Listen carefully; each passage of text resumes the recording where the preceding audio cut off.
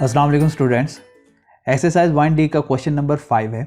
Find the relation between each of the pair of set A and B, write the resultant symbolically. तो यहाँ पर नीचे कुछ set लिखूँगा अभी मैं, और आपने बताना है कि इन दो सेट्स के दरमियान कौन सा रिलेशन है और फिर उस रिलेशन को सिंबल की मदद से रिप्रेजेंट भी करना है। तो दो सेट दिए हुए हैं, सेट ए और सेट बी। तो इन दोनों के दरमियान क्या रिलेशन बनता है? तो अगर हम देखें तो जो सेट ए के एलिमेंट हैं वो 1 2 3 4 है और बी के एलिमेंट 1 2 3 4। अब लेकिन सेट ए के element up to so on है, यानी 4 से आगे भी हैं, और बी के अंदर सिर्फ 4 तक है। तो ये बी एक छोटा सेट है और एक बड़ा सेट है। हम कहेंगे कि जो सेट बी है वो सेट ए का सबसेट है। ये सबसेट सुपर सेट ये ऑलरेडी हम पढ़ चुके हैं, तो उसी को अब हमने यूज़ करना है। तो ये एक छोटा सेट बनता है सेट ए का। तो यहाँ पर हम रिलेशन क्या लिखेंगे कि B is subset of A। तो सिंबॉलिकली किस तरह से हम इसको लिखेंगे कि B is subset of A, बस इतना लिखना आपने। सेकेंड पार्ट में सेट A है AEU और सेट B है set of vowels of English alphabets. अब अगर हम सेट B बनाए ना, वॉवल्स ऑफ इंग्लिश अल्फ़ाबेट्स, तो इसमें A E I O U ये आएंगे, और सेट ए के अंदर सिर्फ A E और U है। मतलब कि सेट ए के सारे एलिमेंट सेट बी में शामिल हैं। बी एक बड़ा सेट है, ए एक छोटा सेट है। तो हम यहाँ पर लिखेंगे set A is subset of B, और यहाँ से हम इसको लिखेंगे set A is subset of set B. यहाँ पर सेट ए के एलिमेंट हैं PAR, सेट बी के एलिमेंट हैं RPA। नंबर ऑफ एलिमेंट्स दोनों में सेम है, एलिमेंट भी सेम है। तो इस तरह से सेट ए और सेट बी इक्वल सेट हैं। तो यहाँ पर लिखेंगे हम आंसर में set A and B are equal set.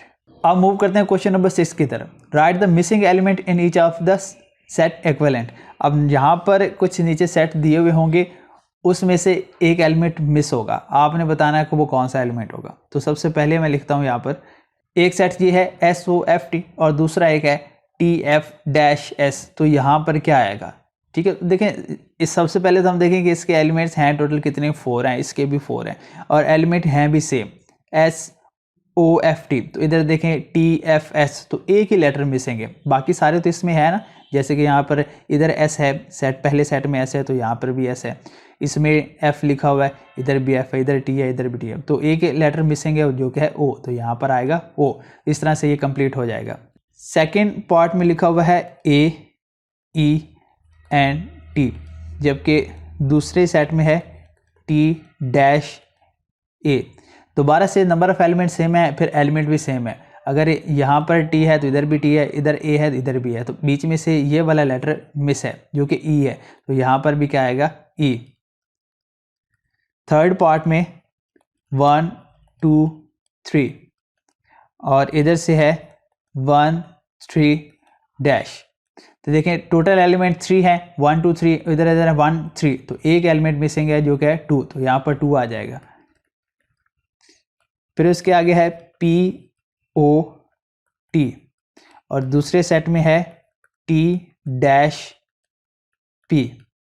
तो देखें POT है, तो इसमें T और P तो हमें नज़र आ रहा है, जबकि एक बीच में वर्ड नहीं है O, तो वो यहाँ पर O आ जाएगा। तो इस तरह से जो मिसिंग लेटर थे हमने यहाँ पर लिखने थे। क्वेश्चन नंबर 7 में भी वही काम करना है, जो मिसिंग लेटर हैं वो हमने लिखने हैं। तो फर्स्ट में है 1 2 3 एंड AE। तो देखिए यहाँ पर लिखा हुआ है इक्विवेलेंट, मतलब कि जो एलिमेंट्स हैं ना इसके वो एग्जैक्ट इक्वल नहीं होंगे, बस इनके जो नंबर ऑफ एलिमेंट्स होंगे वो हमने देखने हैं। तो इसमें 3 है तो इसमें भी 3 है। अब यहाँ पर कौन सा एक एलिमेंट आएगा? तो ये इंग्लिश अल्फ़ाबेट है ना, तो यहाँ पर इंग्लिश अल्फ़ाबेट में आप कोई भी अपनी मर्जी से लिख सकते हैं। तो यहाँ पर मैं लिख देता हूँ I। अब नेक्स्ट है Apple, banana, grapes and orange. अब ये सारे फ्रूट्स हैं और इस साइड पे दूसरे साइड के अंदर सारे इंग्लिश अल्फ़ाबेट्स हैं। अब लेकिन ये सेट इस तरह से बना हुआ है कि जैसे यहाँ पर फर्स्ट है एप्पल, तो एप्पल का फर्स्ट लेटर A होता है, तो यहाँ पर एक सेट A बनाया हुआ है। दूसरा है बनाना, बनाना का फर्स्ट लेटर B है। फिर उसके बाद है ऑरेंज, ऑरेंज का फर्स्ट लेटर O होता है, तो यहाँ पर O लिखा हुआ है। तो बीच में क्या कौन सा बचता है? ग्रेप्स, और इसका फर्स्ट लेटर G होता है, इस वजह से यहाँ पर हम लिख देंगे G। फिर है लंदन, पेरिस, मॉन्ट्रियल, और दूसरी तरफ है कसूर, पेशावर, डैश। अब ये सारे सिटी के नाम है, ये फॉरेन सिटी हैं, और यहाँ पर पाकिस्तान की कुछ सिटी के नाम लिखे हुए हैं। तो यहाँ पर हम लिख देंगे लाहौर, ठीक है। आप कोई और भी लिख सकते हैं वैसे। फिर है 135, तो यहाँ पर ऑड नंबर एक तरतीब के साथ लिखे हुए हैं और इस साइड पर इवन नंबर लिखे हुए हैं। तो हम इससे नेक्स्ट जो इवन नंबर होगा वो लिख लेंगे। जैसे है ना 2, 4, तो नेक्स्ट 6 आता है, तो यहाँ पर 6 लगा देंगे। बच्चों एक्सरसाइज 1D यहाँ पे कंप्लीट हो गई है। इस नेक्स्ट लेक्चर में हम एक्सरसाइज 1E सॉल्व करेंगे।